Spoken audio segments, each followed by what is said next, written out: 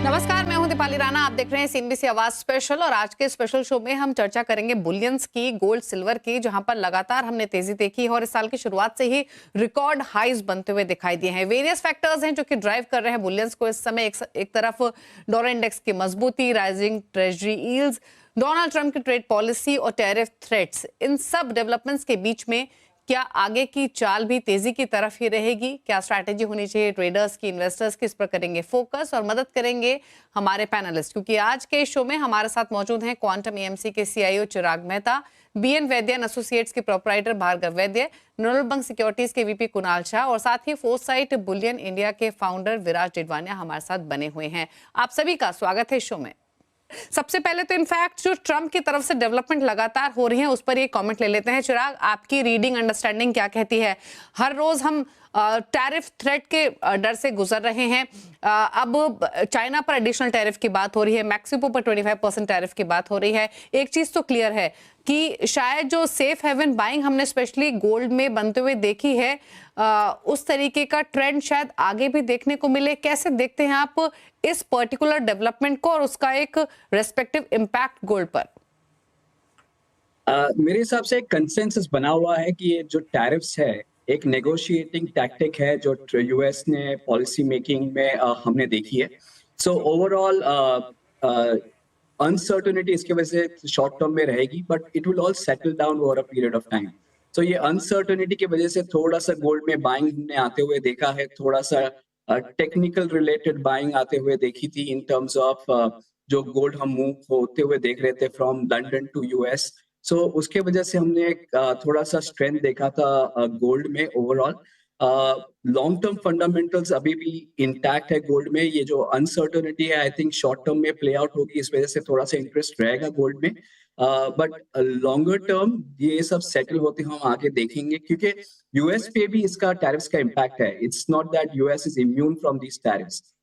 जब भी टैरिफ्स लगाएंगे तो उनके यहाँ पे इन्फ्लेशन बढ़ सकता है ओवरऑल। सो आई थिंक उन्हें भी इस बात का अंदाजा है कि it could be inflationary in nature.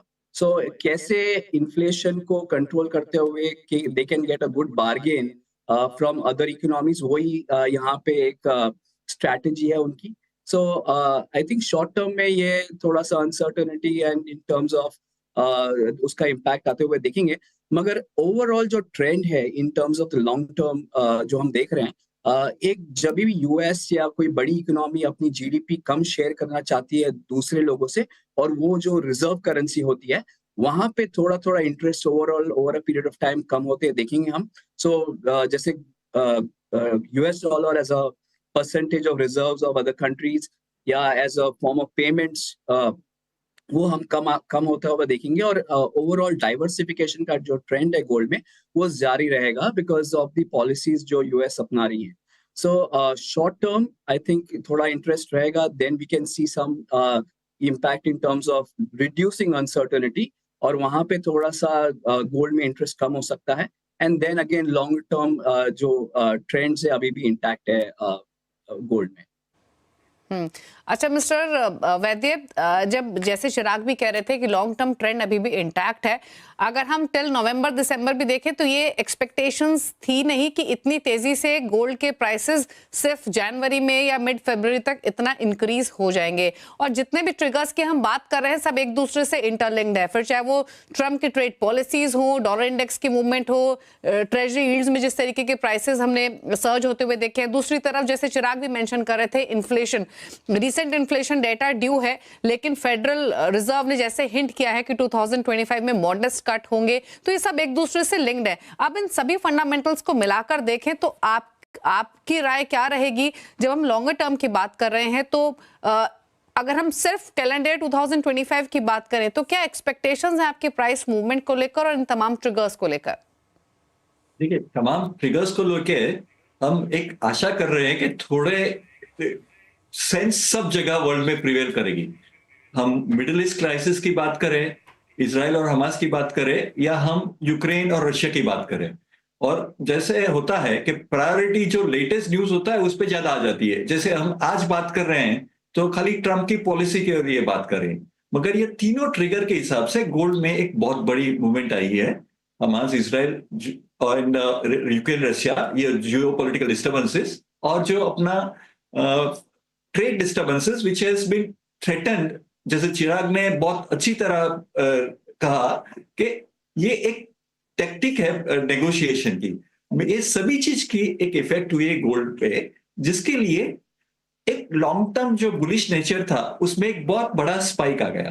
तो मुझे I don't know whether correct word है, मेरी आशा है या मैं धारता हूं, वो दोनों में नहीं, शायद मेरी आशा ज्यादा है कि एक $250 to $300 का करेक्शन आए, और जो एक सडन स्पाइक हुई है $350-400 की, उसमें एक करेक्शन आएगा और हम गोल्ड को एक लोअर ट्रेंड में आप 2600 to 2650 के करीब देख सकेंगे ये साल में, और रुपी टर्म्स में भी आप एक $4-5 की करेक्शन देख सकते हैं। तेजी तो सिल्वर में भी बनी है, हालांकि उतना तेजी से नहीं बढ़ा है आगे जितना हमने गोल्ड में तेजी आते हुए देखी है। सिमिलरली जो नियर टर्म में हमने प्राइसेस भी थोड़ा हल्के होते हुए देखे, सिल्वर के उतने नहीं हुए हैं।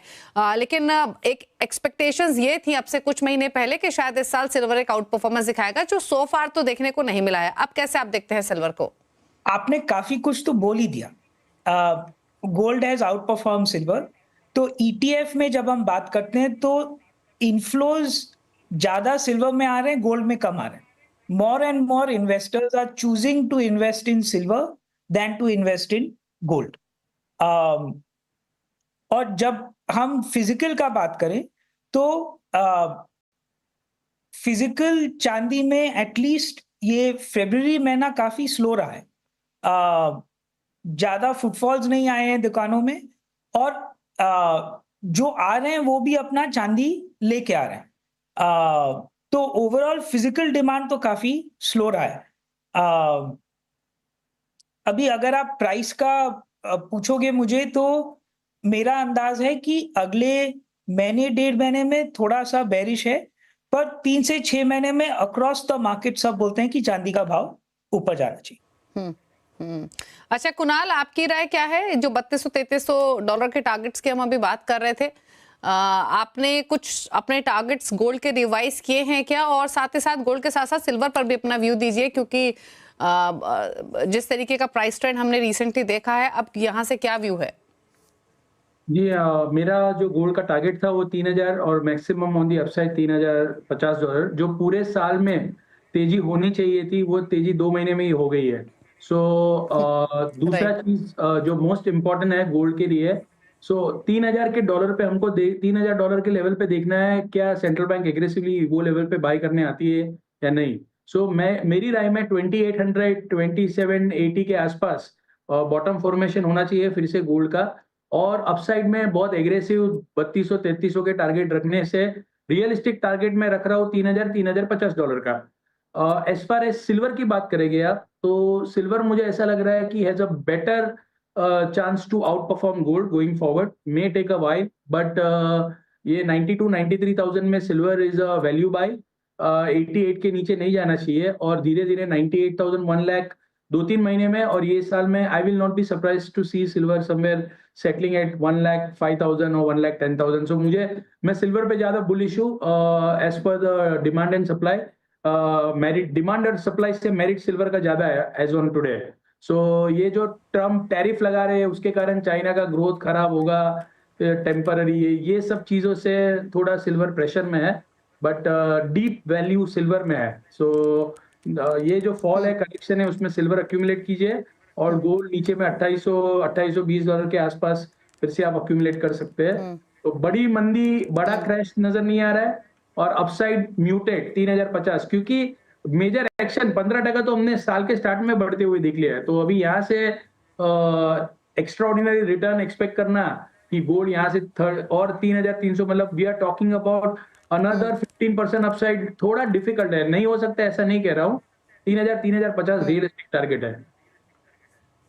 ओके, तो चलिए, तो टारगेट्स की बात हुई, एक ब्रॉडर आउटलुक दिया आपको लॉन्ग टर्म पर्सपेक्टिव से कुणाल आपसे नियर टर्म व्यू भी लेंगे, ट्रेडिंग पर्सपेक्टिव से भी सोने चांदी के भाव को लेकर क्या राय है आपकी, लेकिन उससे पहले क्विकली एक राय चिराग की और ले लेते हैं। अच्छा चिराग, ये बताइए, अब जैसे जो तमाम पैनलिस्ट सब यही मानते हैं कि लॉन्ग टर्म जो ब्रॉडर आउटलुक है गोल्ड को लेकर वो पॉजिटिव ही है, तो अभी इन्वेस्टर्स को आप क्या सजेशंस दे रहे हैं, अपने क्लाइंट्स को क्या सजेशंस दे रहे हैं? दो तरीके के इन्वेस्टर्स होंगे आई एम श्योर, एक वो जो अच्छे प्रॉफिट्स पर हैं, क्या उन्हें थोड़ा प्रॉफिट लेना चाहिए, और दूसरी तरफ वो जो अभी भी एंट्री जिन्होंने मिस कर दी है और आप प्लान कर रहे हैं, दोनों के लिए आपका सजेशन क्या है? जी, गोल्ड का एक रोल होता है पोर्टफोलियो में, एक डाइवर्सिफिकेशन का, और ऐसे मार्केट में जब इक्विटीज गिर रहे हैं, गोल्ड ने अपना रोल अच्छे से निभाया है। At some point in time आपको अपना पोर्टफोलियो रिव्यू करके देखना चाहिए कि आपके एलोकेशन स्क्यूड तो नहीं हो गए हैं, और अभी ये टाइम पे आपके एलोकेशंस काफी स्क्यूड हो गए होंगे क्योंकि इक्विटीज गिर रहे हैं, उनका एलोकेशन नीचे आ गया होगा, और गोल्ड बढ़ रहा है तो उसका एलोकेशन ऊपर हो गया होगा। सो आई थिंक एक अच्छा टाइम है रीबैलेंस करने का एलोकेशन, थोड़ा सा एट दिस लेवल और स्लाइटली हायर फ्रॉम हियर आप थोड़ा सा रीबैलेंस कर सकते हैं पोर्टफोलियो को, जहाँ पे थोड़ा सा गोल्ड में आप सेल करके इक्विटीज में वो इन्वेस्ट कर सकते हैं। सो आई थिंक एक अच्छा टाइम है पोर्टफोलियो रिव्यू का।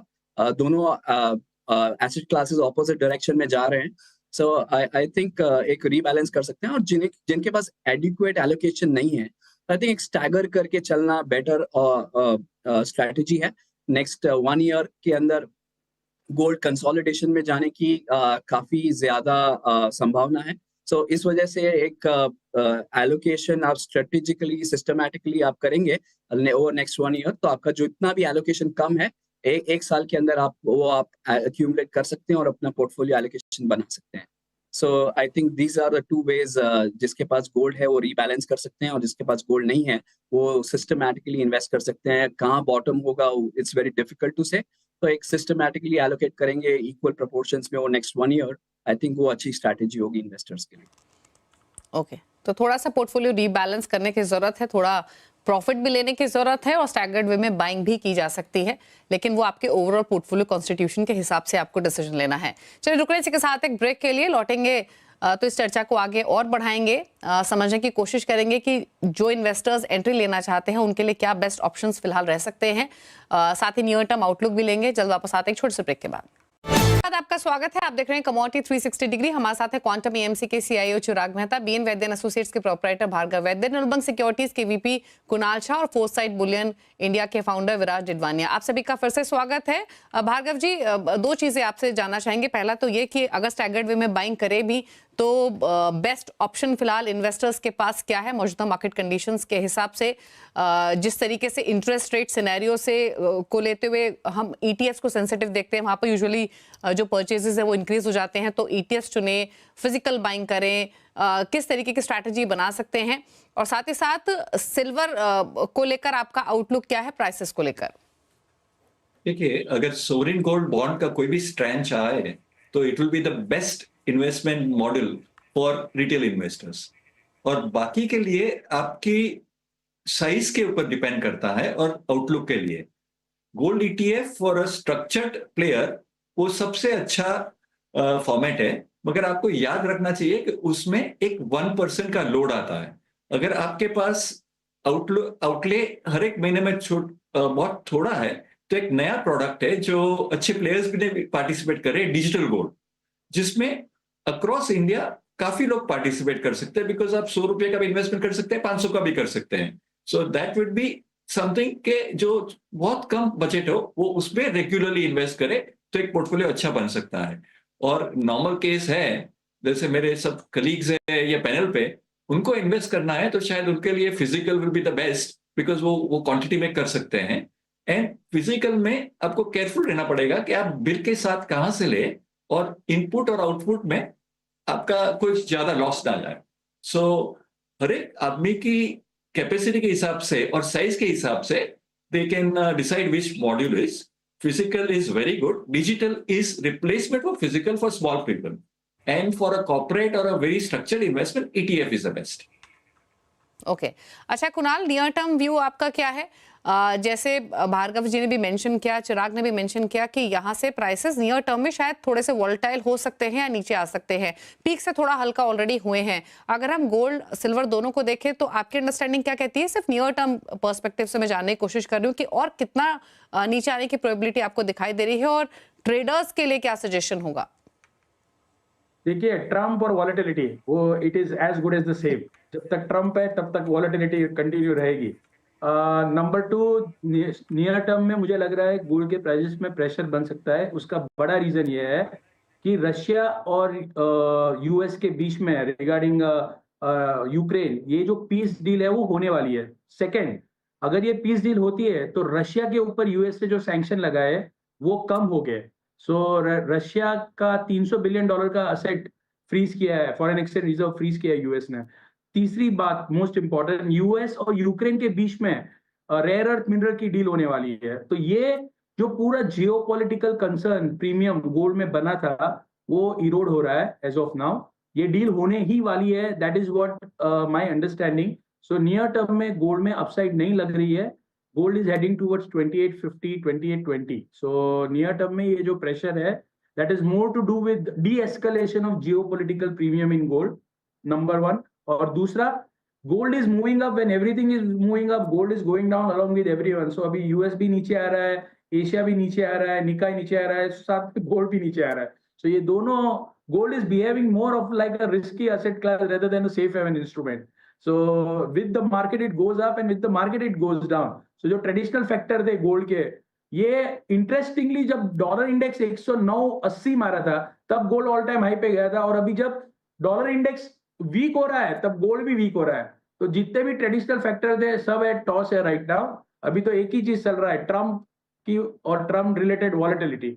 सो ये टैरिफ बैरिफ भी उन्होंने डाला है, ये नहीं, मेरे हिसाब से जियोपॉलिटिकल प्रीमियम फेड होने से छोटा सा करेक्शन गोल्ड में नियर टर्म में एक्सपेक्टेड है, वो कंटिन्यू है और कंटिन्यू रह सकता है। ओके अच्छा, विराज, जैसे आपने कहा कि नियर टर्म में तो इन्वेस्टमेंट डिमांड कोई बहुत एनकरेजिंग नहीं रही है सिल्वर में, बट क्या एंटिसिपेट करें कि यहाँ से पिकअप होगी जिस तरीके का आउटलुक है प्राइसेस को लेकर? दीपाली जी, सिल्वर और गोल्ड में थोड़ा सा फर्क है।